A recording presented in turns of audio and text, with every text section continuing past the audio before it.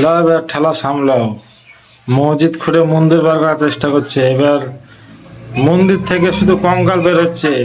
সব কিশোরী, সব 12 বছর আর 16 বছর। কর্ণাটক রাজ্যের প্রাচীন মন্দির ধর্মস্থল, যেখানে প্রতিদিন হাজারো মানুষ শান্তি আর পবিত্রতার খুঁজে আসেন। সেই 800 বছরের পুরনো শহরটি আজ ইতিহাসের অন্যতম জঘন্য অভিযোগের কেন্দ্রবিন্দুতে পরিণত হয়েছে।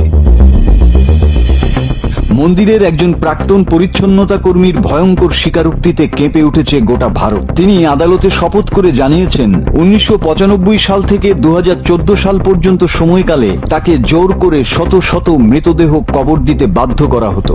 নারী, কিশোরী, এমন শিশুর মৃতদেহ, যাদের মধ্যে অনেকেই ছিলেন ধর্ষণের শিকার। 48 বছর বয়সী ওই দলিত ব্যক্তি এখন রাজসাক্ষী। আদালতে তিনি বলেন, প্রতিবার যখন কবর দিতাম মনে হতো আমি নিজের মানবতাকেই কবর দিচ্ছি। আমাকে হুমকি দেয়া হতো, না মানলে আমাকেও জীবন্ত কবর দেয়া হবে। তিনি নিজেই কয়েকটি কবর খুঁড়ে কঙ্কাল বের করে পুলিশের হাতে তুলে দিয়েছেন। কোন কোন দেহে ছিল অ্যাসিডে পোড়া দাগ, কোনটা ছিল গলায় রশির দাগ। এক স্কুল ছাত্রীর দেহ যখন কবর দিতে বলা হয়েছিল, তখন তার গায়ে ছিল শুধুই ছেঁড়া স্কুল শার্ট, বাকি সব অনুপস্থিত। এই ভয়াবহ ঘটনাগুলোর পেছনে রয়েছে ধর্মস্থলের একটি প্রভাবশালী মন্দির, যার নিয়ন্ত্রণ ছিল হেগগড়ে পরিবারের হাতে। সেই মন্দির চত্বরে ও আশেপাশে বহু লাশ কবর দেয়া হয়েছে কিংবা আগুনে পুড়িয়ে ফেলা হয়েছে।